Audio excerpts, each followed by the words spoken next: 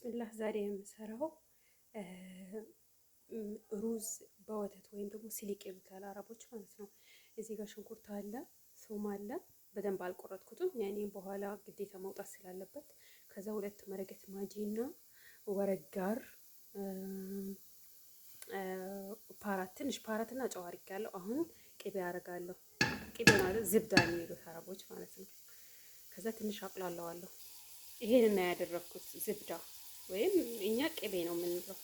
ከዛ ትንሽ እንደዚህ ካቅላላሁት በኋላ አሁን ዶሮ አደርጋለሁ። እዚህ ጋር መጀመሪያ ቆርጬ ከዛ አጥቤ አዘጋጅቼዋለሁ። ከዛ በኋላ ሽንኩርቱን እስከምጠብስ ድረስ ጨው ሎሚና ከል አድርጌ እንደዚህ ዘብዝፌዋለሁ። አሁን ይሄን አጠልና አሁን የታጠበውን ዶሮ እዚህ ላይ ጨምረዋለሁ። ከዛ እንደዚህ ልክ ትንሽ ከተቅላላ በኋላ በላዩ ላይ ሞቅ ውሃ ነው እንደዚህ ማለት ነው። በነገራችን ላይ ፓራት አለማድረግ ትችላላችሁ። ብዙ ጊዜ ይሄ ሩዝ በወተት ሲሰራ ፓራት አይደረግም። እኛ ቤት ግን ችግር የለውም። በማጂ ብቻ ስሩት ከፈለጋችሁ ማለት። ከዛ እንደዚህ ዝግት አደረገውና ለ25 ደቂቃ እሳቱን በደንብ ከዛ እዚህ ጋር ደግሞ ወተቴን እየሰራሁኝ ነው። 4 ማንኪያ ወተት ከዛ 2 ኩባያ በዚህ ኩባያ ውሃ አድርጌበታለሁ። ወተቱ ይሄ ነው ሀባይብ፣ ይሄ ነው ወተቱ። እሳቱን ቀንሳችሁ ትንሽ ብቻ ሞቅ እስከሚል ድረስ ነው እንጂ ያን ያህል መፍላት የለበትም ወተቱ። በኋላ ሩዙ ጋር ስንጨምረው ያው ተከትላት እንዳይኖረው ነው። በአማርኛ ምን እንደሆነ እንዳይንቆረቆር ነው የሚባለው። እንዳይጓጓል እንደዛ መሰለኝ። ከዛ 2 ኩባያ ሩዝ አጥቤ አዘጋጃለሁ። እናንተ መጨመር ትችላላችሁ። እኛ ትንሽ በዚህ ኩባያ ማለት ነው። 250 ሚሊ ነው። እዩት እዚህ ጋር 250 ሚሊ።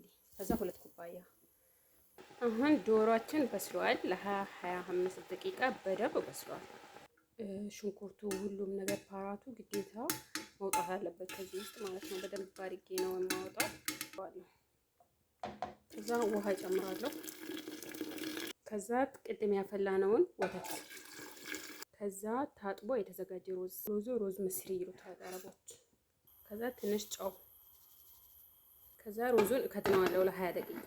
ዶሮአችን ወደ ፍሩን እናስገባዋለን። አሁን ሁሉም ነገር ደርሶልኛል። ግዴታ ለ1-2 ደቂቃ እንደዚህ አድርጉት። ያው በወተት የተሰራ ሩዝ ግዴታ።